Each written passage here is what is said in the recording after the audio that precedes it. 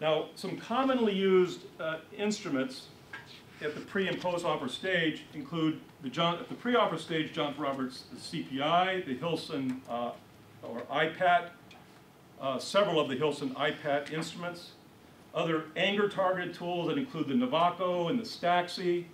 What are others of you using at the pre-offer stage that are not listed here? Jack, you're working on an integrity test? Well, no, you have one. Law enforcement applicant inventory, but again, our market is broader protective services. Okay, what's called the what? Law enforcement applicant inventory. Law enforcement applicant inventory, and it's published through? Evangel, then we have the Reed Report Risk Assessment, both of those.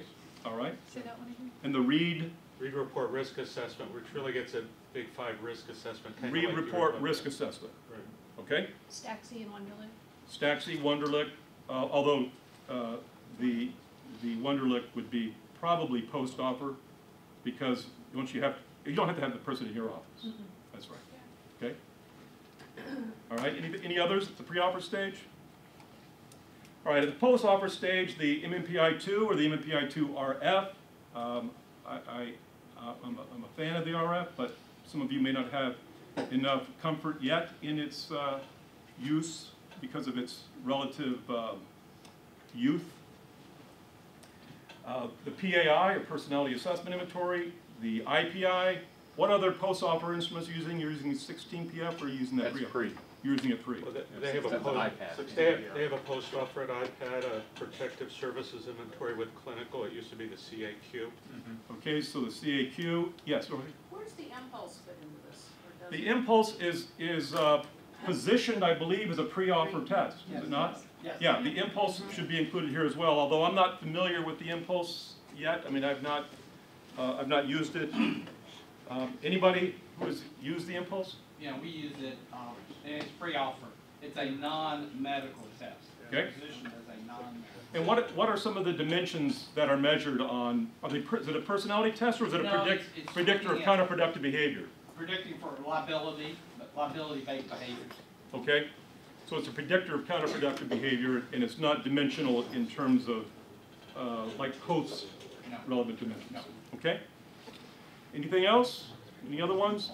So whatever instruments you use, have a strategy for, or have some rationale for their selection. Make sure they're linked to the criteria for which you're selecting, and that there's an adequate documentation for them. One of the things that I sometimes wrestle with agencies where HR gets involved, someone mentioned how HR can be such a difficult component of the process, that they'll want evidence that each instrument that I'm using has no adverse impact. And I've worked very hard to make it clear to them, so far successfully, but not without great effort, and very often as new human resource personnel come in, I have to have the same conversation over again. And that is that adverse impact is assessed not on the basis of the instrument, but on the basis of my qualifying decision. It doesn't matter whether the MMPI-2 has adverse impact on one or more scales. What matters is, do my qualification judgments of qualified versus unqualified, or high risk versus moderate and low risk, do they produce adverse impact? Because those are the only impacts. The impact on an applicant is the judgment about qualification. So the reverse is also true. It doesn't matter whether every instrument I use is free of adverse impact if my judgment has adverse impact. So if I wind up disqualifying using entirely adverse impact free instruments, if I wind up disproportionately disqualifying women relative to men, we have no protection by arguing that the instruments are free of adverse impact. Conversely, there is no cause of action for an employee arguing adverse impact on the basis of instruments if my judgments don't produce adverse impact. So that's a conversation that you too may from time to time have to have with your human resource personnel as I occasionally do as well.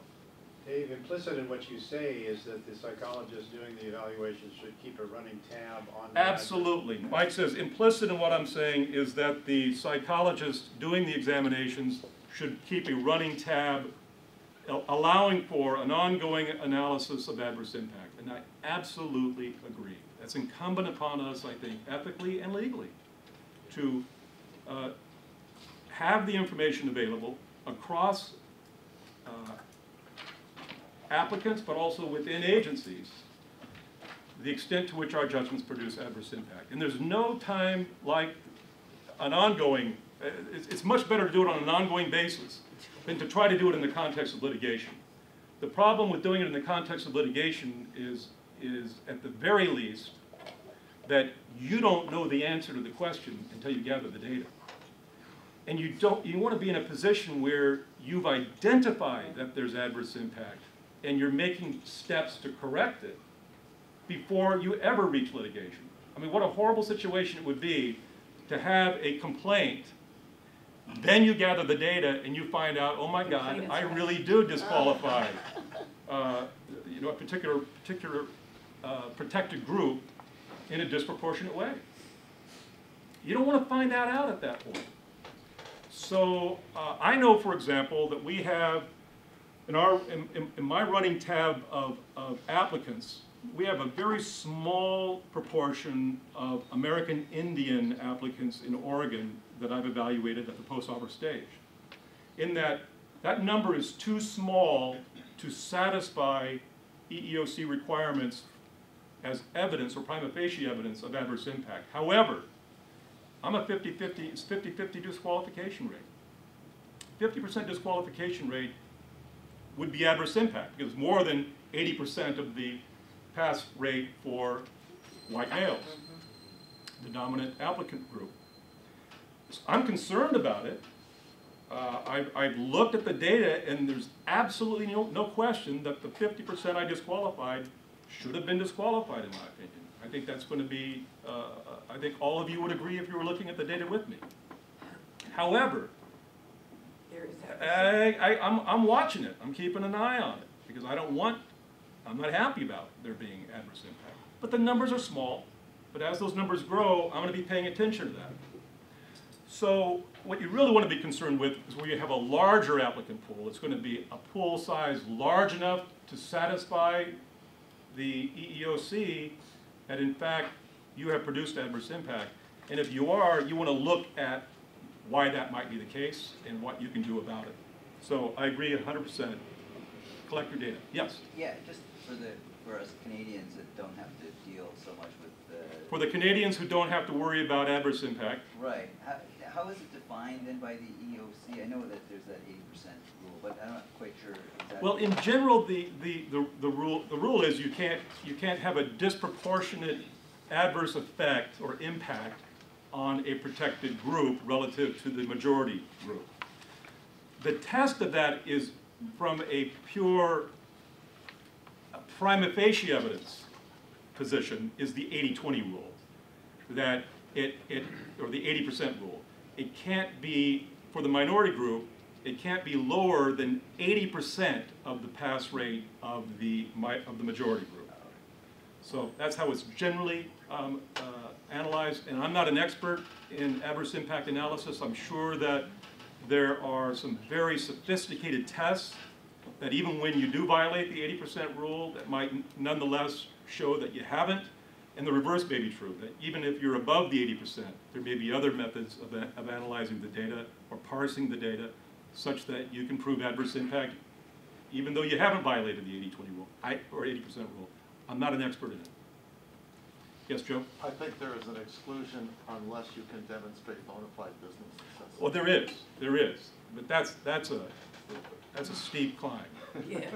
The question, the point was that there is an affirmative defense if you can show business necessity or business relevance to the that is job related, consistent with business necessity.